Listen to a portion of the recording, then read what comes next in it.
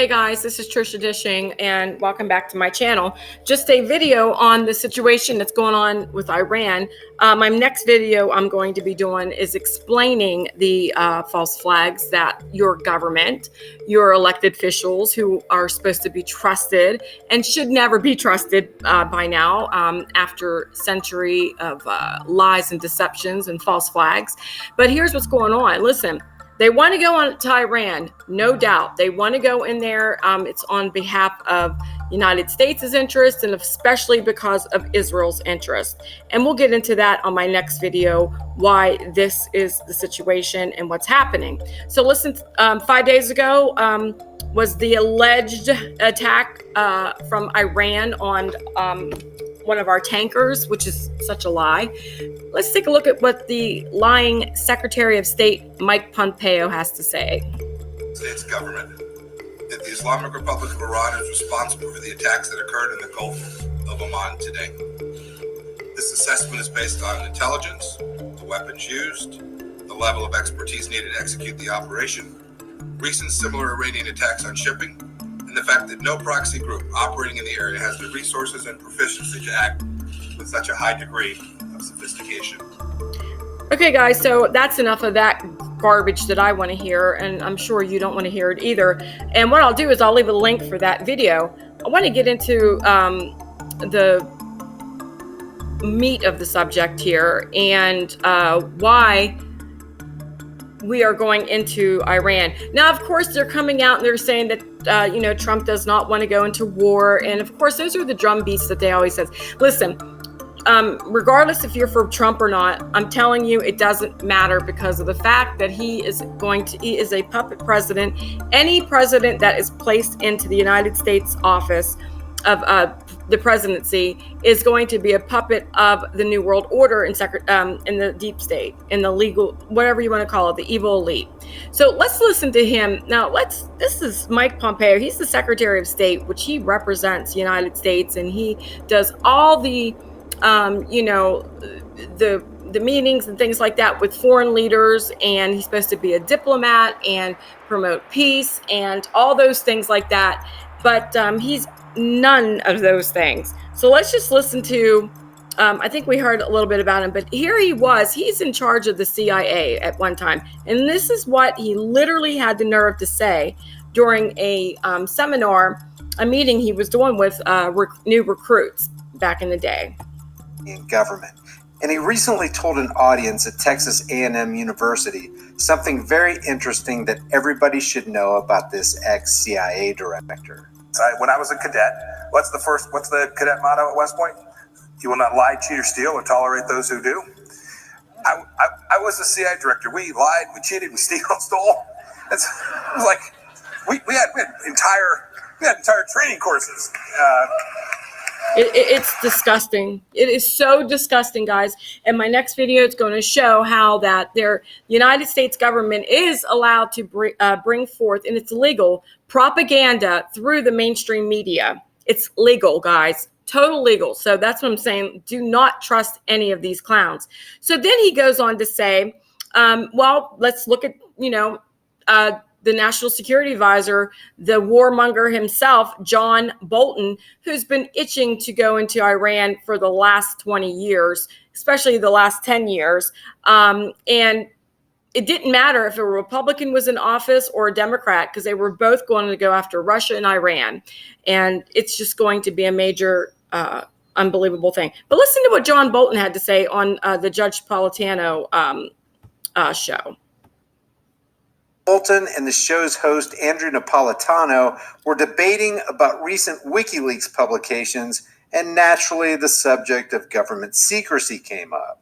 It's being revealed. Now, I want to make the case for secrecy in government when it comes to the conduct of national security affairs, and possibly for deception where that's appropriate. Winston Churchill said during World War II that in war... Who, by the way, Winston Churchill was a Freemason and knew exactly what his role was to be in World War II. He was no hero by far. Don't believe the lying history, the smear. It's unbelievable what they tell us in high school. It's not even the case. So, of course, he's going to quote a fellow Zionist Freemason. Time, truth is so important it should be surrounded by a bodyguard of lies. Do you really believe that? Absolutely. Did you hear what he said? He said they believe that truth is so important that it needs to be surrounded by a armor of body of lies. Now, tell me if that makes sense. Because as soon as you have so-called truth and you put a lie in it, it immediately becomes lies. Guys, no matter if it's 98% truth or 2% lie, it's a lie. But this is how your government, and it's on both sides, do not sit there and say, if you're a Democrat or Republican or whatever you associate yourself with, oh, that's the Democrats, that's the Republicans. They both lie. Both of those parties were both created. And this is no joke, to keep the American people divided and never coming together. And it kept us to the point to where we were so busy supporting our parties and our guy that we weren't even seeing what the real sneaky hand, the behind the sea hands were really doing to our country, literally destroying our country and literally destroying our freedoms and our constitutional rights. Okay, so listen to what Judge says back to him.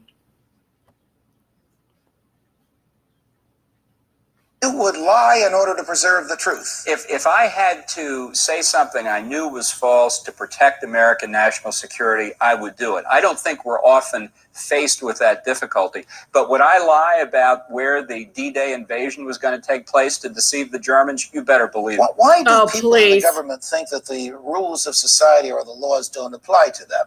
Because they are not dealing in the civil society we live in under the Constitution. They are dealing in an anarchic environment internationally where different rules apply. But you took an oath to uphold the Constitution, and the Constitution mandates certain openness and certain fairness. You're willing to do away with that in order to achieve a temporary military goal? And I think, as Justice Jackson said in a famous decision, the Constitution's not a suicide pact. But you took an oath to it. That's exactly right. And I think defending the United States from foreign threats does require actions that in a normal business environment in the United States we would find unprofessional. Yeah. I don't make any apology for it. This would be the same John Bolton who's been paid exorbitant speaking fees by the pro-regime change MEK terror cult, promising the cult in a 2017 speech that they'd be celebrating regime change in Tehran together before 2019. The behavior and the objectives of the regime are not going to change, and therefore the only solution is to change the regime itself.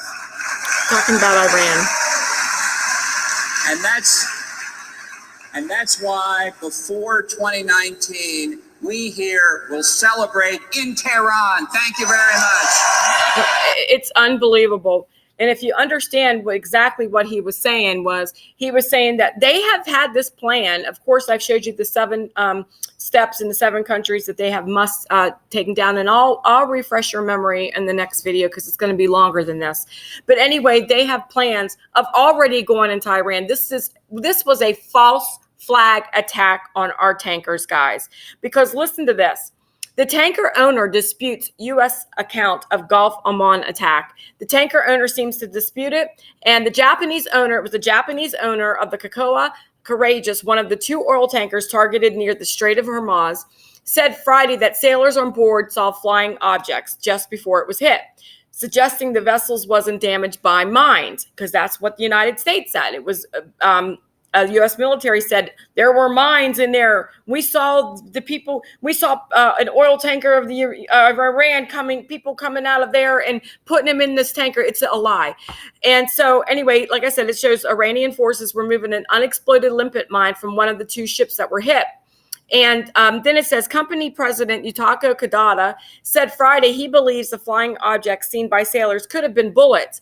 He denied any possibility of mines or torpedoes because the damage was above the ship's waterline. He called reports of the mine attack false. And this is the guys who own the tanker. Now, just to give you a little bit more, context, the Iranian president, Ahmadinejad, was meeting with Japan's president. They were getting along fine. So you asked yourself, why in the world would Iran attack a Japanese tanker? Why?